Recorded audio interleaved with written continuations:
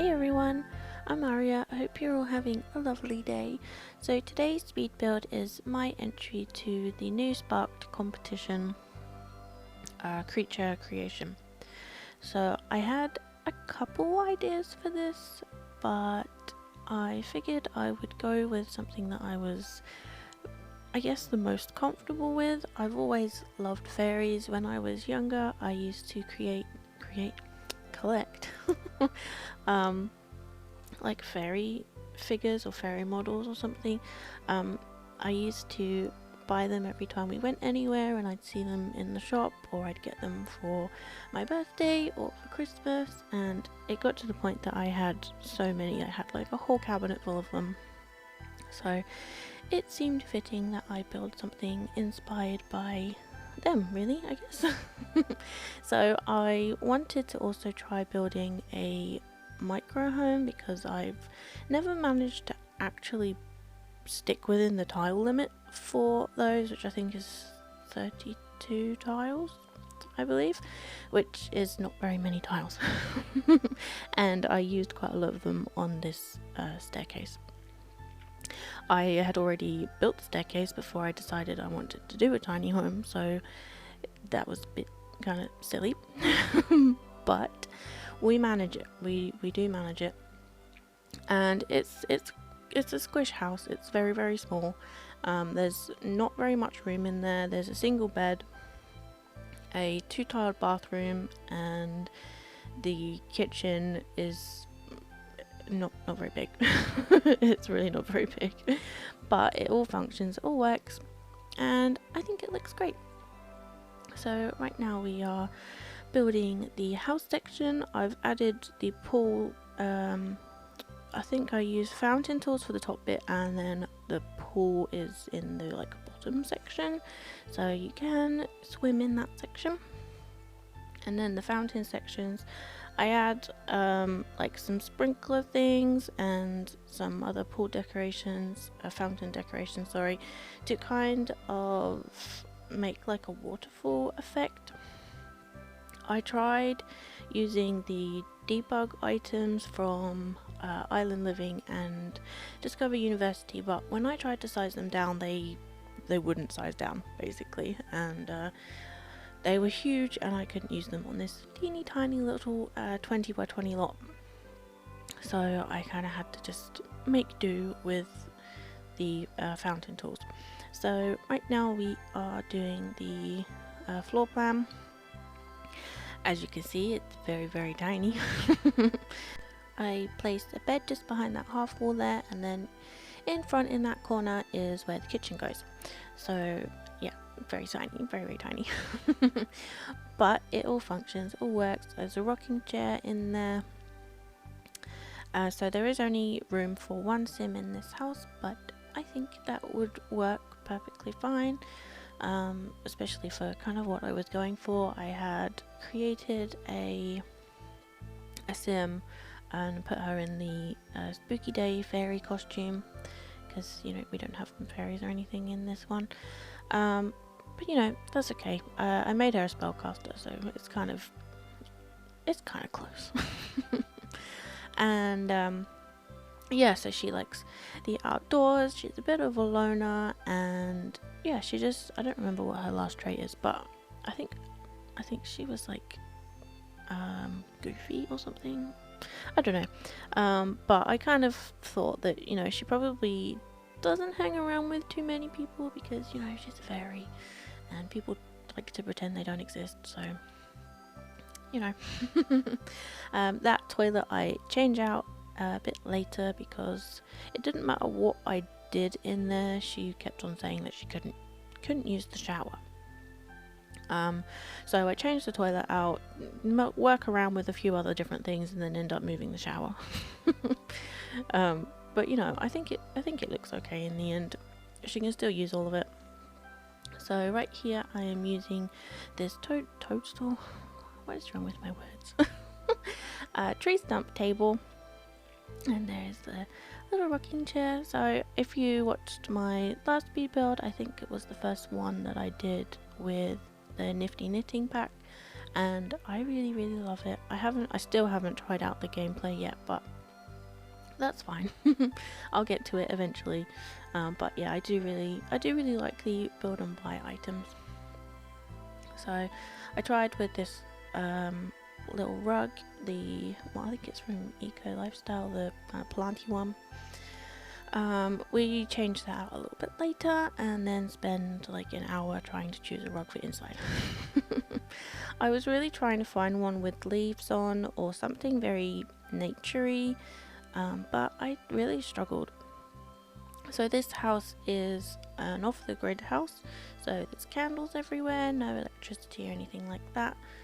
And the grill that you probably just saw in the fireplace, I couldn't get to function, so that ends up being deleted. But you know, they can still eat from the fridge and things, and you can probably add a grill outside somewhere.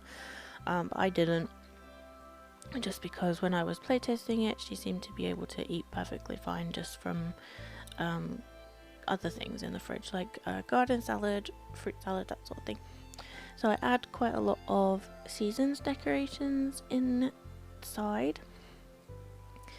I think I actually quite like decorating smaller houses over larger ones, because obviously there's not as much space. You can add a lot more clutter, a lot more detail, and I don't know, maybe it just fills up quicker. So I added this little section in here because I realized that I didn't have a table or a counter or anything for her to prep food at.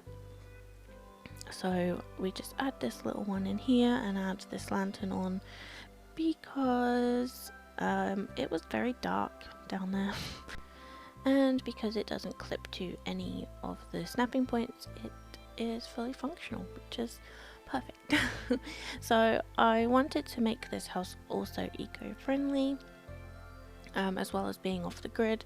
So my idea was that any electricity or extra water that is produced by the house or collected by the house that obviously isn't used, she can, I guess, sell it. But my idea was that, you know, this sim is very helpful and likes to be kind and friendly to other people, so she kind of gifts all of her extra energy, I suppose, to her neighbours. Obviously that's just a thought, it's not actually possible, but you know, I think it's a nice thought.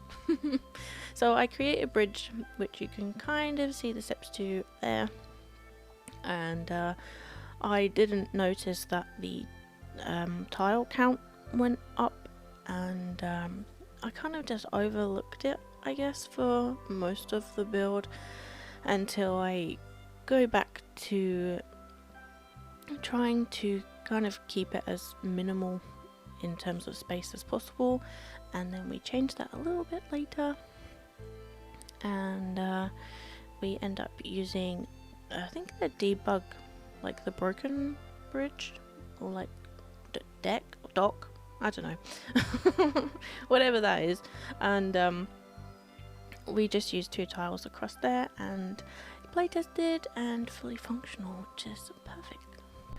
So I was going to give her a cat, but there wasn't any room for any of the kind of additional furniture items like the litter tray and the food bowl and the bed and things, so I end up just putting a little froggy up on the top of the fridge and a familiar orb, which I think is actually a fairy. Because I thought, you know, she's got to have some kind of companion. I've put a fish spawner in the pool, so there is fish and she can fish. I'm not sure where I put it actually, but I'm pretty sure it's near the like the bridge front, which is pretty cool. And then I cover the entire house in all of the different plant options that are in this category. I add a couple of the debug ones a little bit later, the jungle adventure vines, and some other things, I think from Get to Work.